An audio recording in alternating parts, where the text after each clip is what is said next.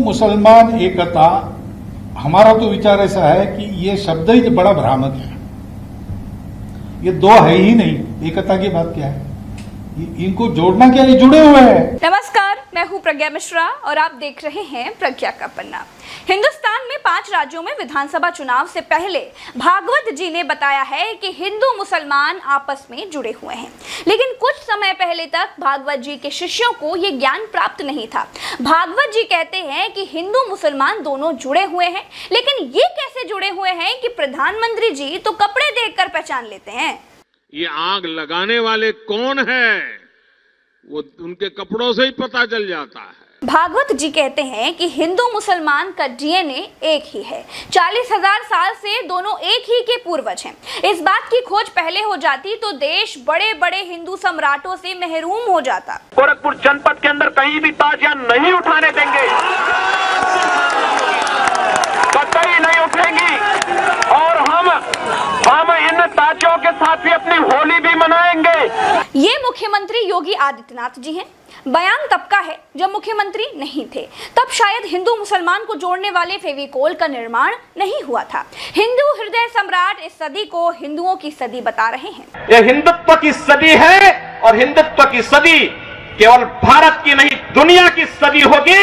हिंदुत्व पर जो प्रहार करेगा उसको महाप्रलय को स्वयं आमंत्रित कर देगा, उस महाप्रलय की चपेट में स्वयं भी आएगा। मैं ये बिल्कुल नहीं कहूंगी कि भागवत जी के शिष्य लोग सही कह रहे हैं या फिर गलत कह रहे हैं, बस दिखा रही हूँ कि क्या भागवत जी का हिंदू मुसलमान वाला फेविकोल इतनी आसानी से हिंदू मुसलमान को जोड़ पाएगा तो कितना मजबूत जोड़ पाएगा, क्या 2022 का चुनाव झेल पाएगा। ये गिरिराज जी हैं, ये भी आरएसएस के शिष्य हैं। इन्होंने ये उसी पाठशाला में सीखा होगा जिस पाठशाला के भागवत जी हेडमास्टर हैं, लेकिन क्या तब उस पाठशाला में ये सिखाया जाता था। ये बहुत बड़ी हमारे पूर्वजों से भूल हुई, जिसका खामियाजा हम यहाँ भुगत रहे हैं। मुसलमान भाइयों को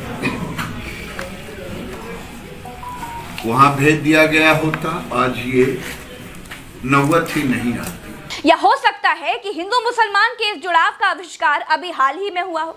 हम सबको मोहन भागवत जी के हिंदू मुसलमान को जोड़ने वाले इस बयान का स्वागत करना चाहिए। पहले की बातें नहीं खोदनी चाहिए, क्योंकि बहुत मुमकिन है कि पहले हिंदू मुसलमान को जोड़ने वाले ज्ञान की खोज आरएसएस ना कर पाया हो। जिन्हें पाकिस्तान अच्छा लगता है पाकिस्तान चले जाएं, हम उसको रोकेंगे नहीं। अगर वो चाहेगा तो उसको जाने का किराया भी मुहैया करा देंगे। जिस संगठन की बुनियाद में ही हिंदुत्व हो, जिस संगठन का एक ही लक्ष्य भारत को हिंदू राष्ट्र बनाने का हो, उस संगठन के मुखिया हिंदू मुसलमानों को साथ लेकर चलने की बात करें तो इससे अच्छा कुछ हो ही नहीं सकता। दोनों का डीएनए एक बताएं तो इससे अच्छा क्या होगा। धर्म संप्रदाय की लड़ाई से ऊपर तरक्की और टेक्नोलॉजी के लिए लड़ना चाहिए। दोस्तों, हिंदुस्तान एक धर्मनिरपेक्ष देश है। यहाँ के संविधान में सभी धर्मों के आदर की बात है, सम्मान की बात है, धार्मिक स्वतंत्रता की बात है। यहाँ के नेताओं ने हिंदू मुसलमान कम्युनिटी को अपने इस्तेमाल के लिए दोनों संप्रदायों के लोगों में जहर भर दिया है।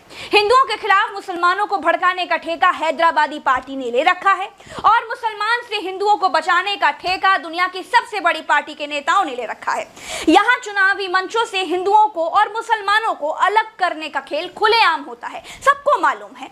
ऐसा नहीं होता तो एनआरसी सीएए के नाम पर मुस्लिमों को भड़काया नहीं गया होता। अगर ऐसा नहीं होता तो भारत में लव जिहाद नाम के शब्द का आविष्कार नहीं होता। अगर ऐसा नहीं होता तो जमातियों को कोरोना बम नहीं कहा गया होता। अगर ऐसा नहीं होता तो गुजरात दंगा नहीं होता। अगर ऐसा नहीं होता तो मुजफ्फरनगर दंगा नहीं होता। अगर ऐसा नहीं होता तो दादरी में अखलाक कांड नहीं होता। ऐसा नहीं है, ये सिर्फ हिंदुओं की तरफ से होता है। दोनों तरफ जहर घोलने वाले बराबर ही हैं। मोहन भागवत जी हिंदू और मुसलमान को एक ही समझने लगे हैं, ये बड़े खुशी की बात है। संघ चुनावी राजनीति नहीं करता, लेकिन ये चमत्कार है कि बीजेपी में मुख्यमंत्री संघ का ही बनता है, मर्जी संघ की ही चलती है। दोस्तों, आज के लिए इतना ही। चलते हैं दोस्तों, मुझे ट्विटर पर @प्रज्ञा नाम से खोजिए, फॉलो कीजिए, साथ आएंगे, अच्छी और सच्ची बातों को समर्थन मिलेगा। चलते हैं, राम राम तो सलाम, जय हिंद।